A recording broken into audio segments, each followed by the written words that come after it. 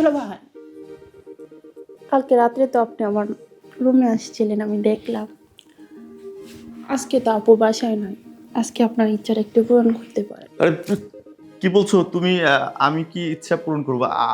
আমি তো কালকে দুলাভাই, পারেন নাকি আপনি আমার ইচ্ছাটা পূরণ করতে? আপনারটাও পূরণ হবে। এই, পাগল হয়ে গেছো? মাথা নষ্ট হয়ে গেছে? হ্যাঁ, আমি তোমার বড় আপুর স্বামী, আমি তোমার দুলা ভাই, আর তুমি সেই ছোটবেলা থেকে আবার চোখের সামনে ঢ্যাং ঢ্যাং করে বড় হয়েছো। তুমি আজকে কি আবল তো বলতেছো? এই কথা যদি তোমার আপু শুনতে পারে তাহলে কি হবে জানো? কিছু হবে না, আপনি আসেন। আমার কিন্তু এখন জিদ উঠতেছে, মিজাজ খারাপ হচ্ছে। সরো। আরে আপু বাসায় নাই, চলেন আমরা। এই, তোমার আপু পাশে নেতাতে কি হয়েছে?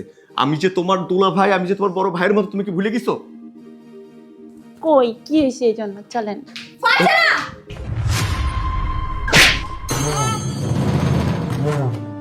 এই, তোর সাহস তো কম না? তুই আমার বাসায় বেড়াতে এসে তোর দুলাভাইয়ের সাথে এগুলো কি করতেছিস? হ্যাঁ, তুই এত বড় বেয়াদব কবে থেকে হয়েছিস তুই? যেই দেখেছিস আমি বাসায় নেই আর তুই তোর দুলাভাইয়ের কাছে সি, আমার ভাবতেও ঘৃণা লাগতেছে। এই, তুই না আমার বোন, তুই আমার বোন হয়ে আমার স্বামীর সাথে তোরা ঘনিষ্ঠ কি করে হতে পারলি? তোর একটু লজ্জা করলো না? ও তো তোর দুলাভাই, তাই না? আর দুলাভাই তো বড় ভাইয়ের মতো হয়, আর বড় ভাইয়ের সাথে কেমন ব্যবহার করতে সেটাও তো জানিস না। বেয়াদব কোথাকার! তুই আমার বাড়ি থেকে বের হয়ে যাবি, যা বলছি। হ্যাঁ, বাড়ি থেকে তো বের হবে। তার আগে আমার একটা কথা, তোমাকে অনেকবার করে বুঝিয়েছিলাম যে তোমার বোনটা বড় হয়ে গিয়েছে, তাকে বিয়ের ব্যবস্থা করো। তুমি কি বলেছিলে? না না না, ও তো অনেক ছোট, এখন ফিটার দুধ খায়। তোমার বোন ফিটার দুধ খায়। আজকে তুমি যদি সময় মতো না আসতে তাহলে কি হতো জানো? হ্যাঁ, আমার সম্মান নিয়ে, আমার চরিত্র নিয়ে কথা উঠতো। আজকে তুমি দেখেছো দেখে না, আমার কোনো দোষ নেই। যদি না দেখতে শুনতে আমাদের দুজনের সঙ্গে একসঙ্গে, তখন কি করতে? বিশ্বাস করতে একটা মানুষ বললে? করতে না। সুতরাং আমিও চাই না যে তোমার এই বোন এই বাড়িতে থাকে। ঠিক বলেছ। এখন তো ওর জন্য আমার নিজের প্রতি নিজের ঘৃণা করতেছি যে ওর বোন আমি। ছি, আমি আজকেই মা বাবাকে কল করে সবকিছু বলে দেবো, আর ওর মতো মেয়েকে আমার বাড়িতে আর এক মুহূর্তের জন্য রাখবো না। তুই যদি আমার এই বাড়িতে থাকিস না, আমার এই সংসার আর সংসার থাকবে না, এই সংসারটা ভেঙে তছনছ হয়ে যাবে। তোদের মতো মেয়েদের জন্য না, আমাদের মতো কিছু মেয়েদের সংসারে শান্তি থাকে না, শুধুমাত্র তোদের ক্যারেক্টার এত খারাপ বলে তাই। দেখ, তোর সাথে এত কথা কেন বলতেছি আমি? তুই আমার সাথে বের হ, বের হ বলছি।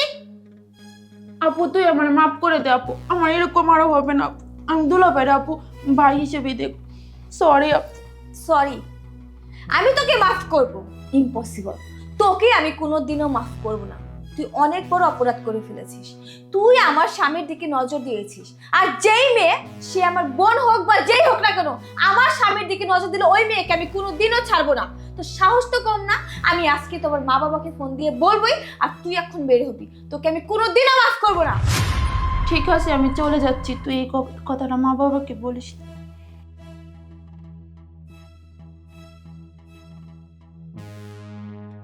প্লিজ, তুমি আমাকে মাফ করে দাও। তোমার সাথে কথা বলার মতো ভাষায় আমি হারিয়ে ফেলছি। কি বলছো তুমি তানহা?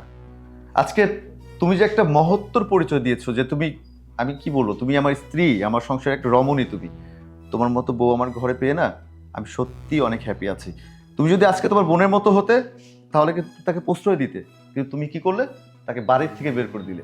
তার মানে আমার সম্মানটা তুমি রেখেছো। আচ্ছা, যাই হোক, আমি ফ্রেশ হয়ে নিচ্ছি, খাবার রেডি করো। হ্যাঁ।